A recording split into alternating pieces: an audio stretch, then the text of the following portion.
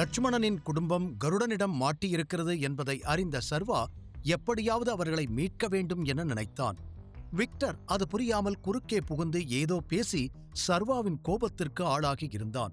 சர்வா கத்தியதும் அதில் தன் தவறை உணர்ந்தவன், நீங்க சொல்றதுதான் பாஸ் சரி என்று உடனே கூறினான். சர்வா இருவரையும் முறைத்துக் கொண்டிருக்க சர்வா போனுக்கு விக்ரமனிடமிருந்து மெசேஜ் வந்தது. அதை படித்துப் பார்த்து சர்வாவின் முகம் அடுத்த நொடியே கோபத்தில் சிவக்க தன்னை கட்டுப்படுத்திக் கொண்டவன் பவானி மற்றும் விக்டரை பார்த்து, 2 பேரும் என் கான்டாக்ட்லயே இருங்க, லட்சுமணன் ஃபேமிலியை கண்டுபிடிக்க நான் ஏதாவது பிளான் பண்ணா உங்ககிட்ட சொல்றேன் என்று சர்வா கூறியதும் ஓகே பாஸ் என்று இருவரும் ஆமோதித்தனர். பிறகு விக்டரை அருகில் அழைத்த சர்வா, உடனே உன்னோட பீட்சா ரெஸ்டாரண்ட் ஃப்ரெண்டு கிட்ட சிச்சுவேஷனை எக்ஸ்பிளைன் பண்ணி லட்சுமணனுக்கு ஒரு பீட்சா டெலிவரி பண்ண சொல்லு. அண்ட் இதுக்கப்புறம் எப்ப எல்லாம் நாம சொல்றோமோ அப்ப எல்லாம் பீட்சா டெலிவரி ஆகணும், அதுக்கும் ஏற்பாடு பண்ணு என்று அடுத்தடுத்து சர்வா வேலைகள் சொல்ல, ஓகே பாஸ், ஓகே நான் பண்ணிடுறேன் என்று கேட்டுக்கொண்டான் விக்டர்.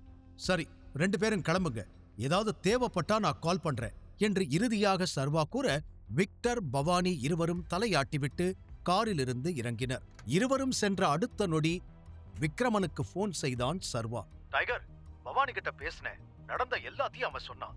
நீ இப்போ பிஸியா இருக்கேன்னு எனக்கு தெரியும், ஆனா உன்னை நேர்ல பார்த்து பேசணும் என்று விக்ரமன் படபடவென கூற சில நொடிகள் யோசனை செய்த சர்வா, ஓகே நாளைக்கு மார்னிங் மீட் பண்ணலாம், நாளைக்கு காலையில எனக்கு போலீஸ் ஸ்டேஷன் போற வேலை இருக்கு, அதை முடிச்சுட்டு நானே உங்க வீட்டுக்கு வரேன் என்று அவன் கூறியதும், போலீஸ் ஸ்டேஷனா?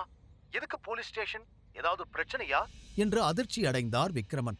அது ஒரு பெரிய கதை, நான் நேர்ல வரும்போது உங்களுக்கு எல்லாம் விளக்கமா சொல்றேன் என்று சர்வா சொன்னதும், ஓகே நாளைக்கு பார்க்கலாம் என்று கூறியவர் அழைப்பை துண்டிக்க சர்வா போனை கார் டேஷ்போர்டின் மீது வைத்தவன் சில நொடிகள் சீட் மீது சாய்ந்து கண் அயர்ந்தான். பிறகு கடிகாரத்தை பார்த்துவிட்டு நேராக வேதிகாவின் வீட்டிற்கு கிளம்பினான். வழக்கம் போல காரை பார்க் செய்தவன் காரை விட்டு கீழே இறங்க உடல் சோர்வு அவனை வாட்டியது. இன்னொரு புறம் மனமும் சோர்ந்திருந்தது. ஒரு பெரிய பிரச்சனையை முடித்தால் அடுத்தது நான் இருக்கிறேன் என்று முன்னால் வந்து நிற்பது போல ஆனது சர்வாவின் நிலை. ஆகாஷின் பிரச்சனை ஓரளவிற்கு முடிவிற்கு வந்திருக்க இப்போது புதிதாக லட்சுமணனின் குடும்பத்தை தேட வேண்டும். கூடவே இது ஒரு அப்பாவி குடும்பத்தின் உயிர் சம்பந்தப்பட்டது என்பதில் சர்வாவிற்கு இன்னும் கூட பொறுப்பு அதிகமானது. அதுவும் கருடன் போல ஆபத்தான ஒருவனிடமிருந்து அவர்களை எப்படி காப்பாற்றுவது என்று பல விஷயங்களை யோசனை செய்து கொண்டே வீட்டிற்குள் நுழைந்தவன் நேராக வேதிகாவின் அறைக்குச் சென்றான். உள்ளே நுழைந்ததும் தான் வேதிகா அறையில் இல்லை என்பதை கவனித்தவனுக்கு கண்கள் சுருங்கியது. இதுவரை பலமுறை தாமதமாக வந்திருக்கிறான், ஆனால் எப்போதும் அவள் வீட்டில் இருப்பாளே. முதல் முறையாக அவள் இல்லாமல் போக அறையில் அவளை தேட ஆரம்பித்தவன், வேதிகா எங்க இருக்க என்று குரல் கொடுத்தான். ஒருவேளை பால்கனியிலோ இல்லை குளியல் அறையில் இருப்பாள் என்று நினைக்க எங்கிருந்தும் அவனுக்கு பதில் வரவில்லை. உடனே தனது போனை எடுத்து வேதிகாவிற்கு அழைத்தான். அந்த பக்கம் அழைப்பு ஏற்கப்படாமல் போக சர்வாவிற்கும் பதட்டத்துடன் கூடிய எரிச்சல் உண்டானது. அறையை விட்டு வெளியே வந்தவன் அவளை தேடுவதற்கு தயாராக சட்டென அவன் முன்னால் வந்து நின்றாள் வேதிகா. அவளை பார்த்ததும் முறைத்தவன், எங்க போன என்று கேள்வி கேட்க கைகளை கட்டிக்கொண்டு அவனை பார்த்த வேதிகா, நீ எங்க போன என்று திருப்பிக் கேட்டாள். நான் தான் முதல்ல கேள்வி கேட்டேன், அதுவும் இல்லாம நான் ரூம்ல தான் இருக்கேன், நீ தான் வெளியில இருந்து வர, எங்க போன என்று மீண்டும் அதே கேள்வியை சர்வா கேட்க கோபமாக அவனை முறைத்த வேதிகா அவனை தள்ளிவிட்டு அறைக்குள் நுழைந்ததோடு, ஏன் விருப்பம், நான் எங்க வேணாலும் போவேன், என்ன வேணாலும் பண்ணுவேன், அதை கேட்க நீ யாரு, உன்கிட்ட ஏற்கனவே சொல்லியிருக்க, உரிமை இருக்கிற ஹஸ்பண்ட் மாதிரி பிஹேவ் பண்ணாதேன்னு, அப்புறம் எதுக்கு என்ன கேள்வி கேட்கிற என்று கேட்டாள். அவள் கேள்வியில் அவளை சந்தேகத்துடன் பார்த்த சர்வா, பிரவீன் கூட இருந்தியா என்று தலை சாய்த்து கேட்டான். பிரவீன் கூட இருந்தா என்ன தப்பு, அவனை விட்டுட்டு உன் கூட இருக்க சொல்றியா? உன்ன மாதிரி ஒரு வீணா போனவன் கூட இருந்து நான் என்ன பண்ண போறேன்? அவன்தான் எனக்கு ரிங் வாங்கி கொடுத்தான், நீ என்ன கொடுத்த? பிரச்சனைகளை தவிர உன்னால எனக்கு என்ன கொடுக்க முடியும் என்று சம்பந்தமே இல்லாமல் சர்வா மீது எரிந்து விழுந்தாள். நிச்சயம் பிரவீன் தான் ஏதோ செய்திருக்கிறான், அதனால்தான் வேதிகா தன் மீது கோபமாக இருக்கிறாள் என்று சர்வா நினைத்தான். ஏற்கனவே அவன் நிறைய செய்திருக்க இப்போது வேதிகாவை வைத்து அடுத்த திட்டம் தீட்டுவது சர்வாவின் கோபத்தை இன்னும் அதிகப்படுத்தியது. தீரஜ் கதைய முடிச்சாச்சு, இந்த ஆகாஷ் கதையையும் முடிச்சிட்டு இந்த பிரவீன் கதையை என்னன்னு பார்க்கணும் என்று யோசித்துக் கொண்டிருக்க வேதிகா அவனை முறைத்தபடி எதிரே நின்றிருந்தாள். அதே நேரம் நினைத்த அனைத்துமே தலைகீழாய் நடந்ததில் சோகத்தின் உச்சியிலிருந்தான் ஆகாஷ். துக்கம் தொண்டையடைக்க மதுவை நாடி வந்தவனால் இன்னும் கூட நடந்ததிலிருந்து வெளியே வர முடியவில்லை.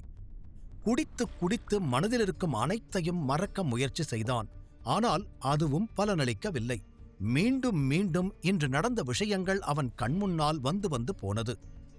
இப்போது வரை தான் செய்த அனைத்தையும் டைகர் கண்டுபிடித்து விட்டான் என்பதை அவனால் நம்பவே முடியவில்லை.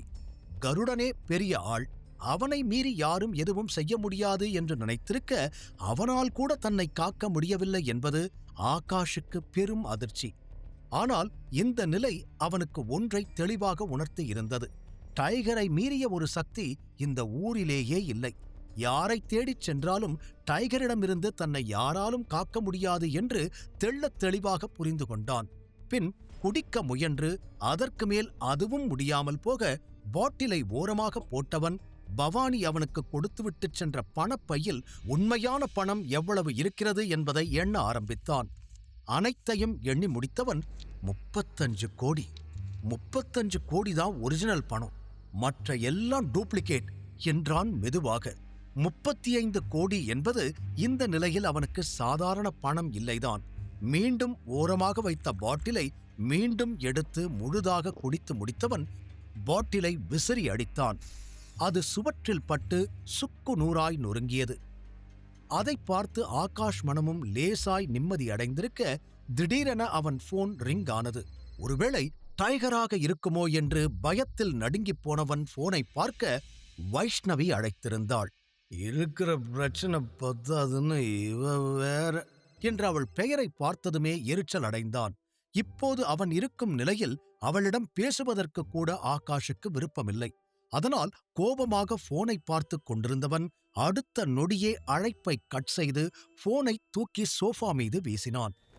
ஆனால் அந்த பக்கம் வைஷ்ணவியோ மீண்டும் மீண்டும் விடாமல் அவனுக்கு அழைத்துக் கொண்டே இருக்க, ஆ என்ற அந்த அறை அதிரும் அளவிற்கு கத்தியவன் போனை உடைத்து சுக்கு நூறாக்கி விடலாம் என்று கூட நினைத்தான். நோ நோ, அப்படி பண்ணக்கூடாது என்று தன்னைத்தானே தட்டி கொடுத்துச் சொன்னவன், நான் மட்டும் போனை எடுக்கலன்னா அவ வீட்டுக்கே வந்துருவா, தேவையில்லாம அவளுக்கு பதில் சொல்லணும் என்று தன்னை சமாதானம் செய்து கொண்டவன் இறுதியாக அவள் போனை அட்டன் செய்து, சொல்லு வைஷ்ணவி என்றான். அழைப்பில் இருந்த வைஷ்ணவி, ஆகாஷ் எங்க இருக்க? நான் உனக்கு எவ்வளவு நேரமா போன் பண்ணிக்கிட்டு இருக்கேன் தெரியுமா? ஏன் போன் எடுக்கல என்று லேசான கோபத்துடன் கேட்டாள் அவள். அப்படியெல்லாம் ஒண்ணும் இல்ல, நான் குளிச்சிட்டு இருந்தேன், வந்த உடனே உனக்கு கால் பண்ணலான்னு நினைச்சேன், நீ அதுக்குள்ள விடாம கால் பண்ணிக்கிட்டு இருக்க என்று தலையை தேய்த்து கொண்டு வாய்க்கு வந்த பொய்யை அடித்துவிட, அப்படியா? எவ்வளவு நேரமா உன்னோட காலுக்காக வெயிட் பண்ணிக்கிட்டு இருக்கேன் தெரியுமா? குளிச்சுக்கிட்டு இருந்தேன்னு அசால்ட்டா சொல்ற. இன்னைக்கு என்ன நாள்னு உனக்கு ஞாபகம் இருக்கா? ஞாபகம் இருந்தா உடனே சொல்லு பாப்போம் என்று அவள் கேட்க முகத்தை சுழித்தான் ஆகாஷ். அப்போது திடீரென அவனுக்கு ஒரு யோசனை வர, எனக்கு எல்லாமே ஞாபகம் இருக்கு வைஷ்ணவி, உன் வீட்டுக்கு வந்து நேர்ல உன்னை பார்த்து என்னன்னு சொல்றேன் என்றான். அந்த பக்கம் அதை கேட்டு உற்சாகமானவள், என்ன நீ ஏன் வீட்டுக்கு வரியா? இப்பவா? நிஜமாவா என்று அவள் சிரிப்போடு கேட்க, ஆமா உன் வீட்டுக்கு தான் வரேன், சில விஷயங்களை பேசணும், இன்னைக்கு நைட் நான் அங்கதான் ஸ்டே பண்ண போறேன் என்று ஆகாஷ் யோசனையுடன் கூற, ஓகே சீக்கிரமா வா என்று உற்சாகமாக கூறினாள் வைஷ்ணவி. என்னதான் அவ்வப்போது ஆகாஷ் செயல்களில் அவளுக்கு சந்தேகம் வந்து அவன் மீது கோபம் வந்தாலும் ஆகாஷ் மாதிரி ஒரு பணக்கார பாய் ஃப்ரெண்டை இழக்க அவளுக்கு விருப்பமில்லை. அதனால்தான் அனைத்தையும் பொறுத்துக்கொண்டு அவனுக்கு ஏற்றபடி நடந்து கொள்கிறாள். இப்போது அவன் வீட்டுக்கு வருகிறேன் என்று கூறியதில் அவனுக்கு தன் மீது அதீத காதல் இருக்கிறது என்று அவளாகவே ஏதேதோ கற்பனை செய்து கொண்டிருக்க, இந்த பக்கம் இருதலைக்கொள்ளி எறும்பாய் எரிந்து கொண்டிருந்த ஆகாஷ், எனக்கு ஒரு மீட்டிங் இருக்கு, அதை முடிச்சுட்டு உன்னை பார்க்க வரேன், பாய் என்று கூறி உடனே அழைப்பை துண்டித்து விட்டவன் போனை தூக்கி சோஃபாவின் மீது போட்டுவிட்டு உண்மையான பணத்தை எல்லாம் தனியாக எடுத்து அடுக்க ஆரம்பித்தான். அப்போதுதான் அந்த பணப்பைக்குள் ஒரு சின்ன என்வலப் இருப்பதை பார்த்தவன் மெதுவாக அதை கையில் எடுத்தான். அதை முன்னும் பின்னும் திருப்பி பார்த்தவன் யோசனையுடன் அதை பிரித்து பார்க்க அதற்குள் ஒரு சின்ன லெட்டர் இருந்தது. ஹாய் ஆகாஷ், கம்பெனியை நீ 100 கோடிக்கு சேல் பண்ணியிருக்க. சோ அதுல உன்னோட ஷேர் 30%, 30 கோடி இதுல இருக்கு. பிளஸ் உன் மேல பாவப்பட்டு எக்ஸ்ட்ரா 5 கோடி கொடுத்துருக்கேன். இதை வச்சு தாராளமா இன்னைக்கு நைட் முழுக்க எவ்வளோ என்ஜாய் பண்ணணுமோ பண்ணிக்கோ, அண்ட் எவ்வளோ தூங்கணுமோ தூங்கிக்கோ. நாளைக்கு காலையில போலீஸ் வந்து உன்னை எழுப்பி எங்க கூட்டிட்டு போகணுமோ அங்க கூட்டிட்டு போவாங்க. சந்தோஷமா அவங்க கூட போ.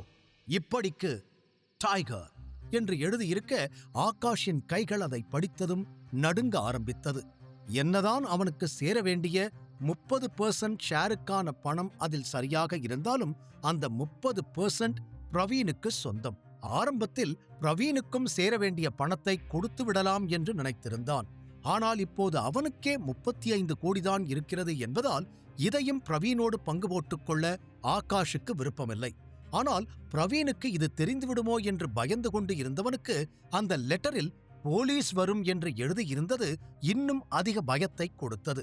இந்த மிரட்டலை ஏற்கனவே கருடன் மட்டுமல்லாது இன்னொருவனும் கொடுத்திருந்தான். ஆனால் அது டைகர் இல்லை. யார் இதை என்கிட்ட சொன்னது? அதை இன்னொருத்தர் யாரு? எங்கேயோ கேட்டேனே என்று சில நொடிகள் தலையை பிடித்துக் கொண்டு யோசித்தவனுக்கு அது யார் என்று ஞாபகம் வந்ததும் திகைத்துப் போனான். காரணம், அதை சொன்னது சர்வாதான். அப்போது சர்வாவை மதிக்காமல் அதை பெரிதாக எடுத்துக் கொள்ளவில்லை. ஆனால் டைகரிடமிருந்தும் கருடனிடமிருந்தும் அதே மிரட்டல் வந்திருப்பது இப்போது சந்தேகத்தை கிளப்பியது. 3 பேரும் யதார்த்தமா இதை சொல்லி இருக்க வாய்ப்பு இல்லை. ஏதோ ஒரு சம்பந்தம் இருக்கு. ஒருவேளை இந்த சர்வாவுக்கும் டைகருக்கும் ஏதாவது கனெக்ஷன் இருக்குமா என்று அவன் மனம் ஏதேதோ கணக்கு போட எவ்வளவு முயன்றும் அந்த கேள்வியை அவனால் தவிர்க்க முடியவில்லை. மீண்டும் மீண்டும் அதையே யோசித்தவனுக்கு இன்று சர்வா அவனிடம் நடந்து கொண்டது, பேசிய விதம் அனைத்துமே வித்தியாசமாக இருந்தது இப்போது உரைத்தது. ரொம்ப தைரியமா பேசினான். எப்பவும் இல்லாம அவன் பேச்சுல இன்னைக்கு திமிரு அதிகமா தெரிஞ்சுது. ஆனா இவனுக்கும் டைகருக்கும் என்ன சம்பந்தம்? டைகர் ஒரு டெலிவரி பாய் கூட எப்படி பழகம் வச்சிருக்க முடியும் என்று யோசித்தவனுக்கு தலையே வெடித்துவிடும் போல இருந்தது. அதில் தலையை அழுத்தி பிடித்துக் கொண்டவன் அங்கும் இங்கும் நடக்க, சில நிமிடங்களுக்கு முன்னால் அவன் உடைத்துப் போட்டிருந்த பாட்டில் துகள்கள் அவன் காலை கிழிக்க ரத்தம் கொட்டி வலியில் துடித்தான் ஆகாஷ். ஆனால் சர்வாவிற்கும் டைகருக்கும் சம்பந்தம் இருக்குமா என்ற கேள்வி கொடுத்த வலியை விட இந்த வலி சற்று குறைவாகத்தான் தோன்றியது. ஒருவேளை நான் அடிக்கடி சர்வாவை இன்சல்ட் பண்ணதுனால, அவனை ஆளை வச்சு அடிச்சு அவன்கிட்ட பிரச்சனை பண்ணதால கூட அவன் போலீஸ்கிட்ட போறேன்னு சொல்லி இருக்கலாம். டைகர் என்னை ஏதாவது பண்ணணும்னு நினைச்சா அதை போலீஸை வச்சு பண்ண வேண்டிய அவசியம் இல்லை. அவராகவே பண்ணலாம். இருந்தாலும் ஏதோ ஒன்று இடிக்குது. சர்வா, யாருடா நீ? யாரு? உனக்கும் டைகருக்கும் என்ன சம்பந்தம்? டைகரோட அசிஸ்டண்டா, ஃப்ரெண்டா, பிரதரா? நீ யாருடா என்று கேள்விகள் அனைத்தையும் சத்தமாக கத்தி கேட்க ஆரம்பித்தவனுக்கு பதில்தான் கிடைக்கவே இல்லை. இல்ல, இது இப்ப முக்கியம் இல்லை. போலீஸ் வரத்துக்குள்ள நான் எப்படியாவது தப்பிக்கணும் என்று வேகமாக சிந்திக்க ஆரம்பித்தவனுக்கு தீரஜ் முகம் ஞாபகம் வந்தது. எப்படியாவது தீரஜிடம் சர்வாவை பற்றி அவன் சந்தேகத்தை கூற வேண்டும் என நினைத்தான். இங்கிருந்து தப்பிக்கணும்னா இந்த ஊரை விட்டே நான் போகணும். ஆனா அதுக்கு வாய்ப்பு இருக்கான்னு தெரியலையே என்று பல விஷயங்களை சிந்தித்துக் கொண்டு மெல்ல நடந்து சென்றவன் தனது போனை எடுத்து தீரஜுக்கு கால் செய்தான். ஆகாஷால் சர்வா மீது இருக்கும் சந்தேகத்தை தீரஜிடம் சொல்ல முடியுமா?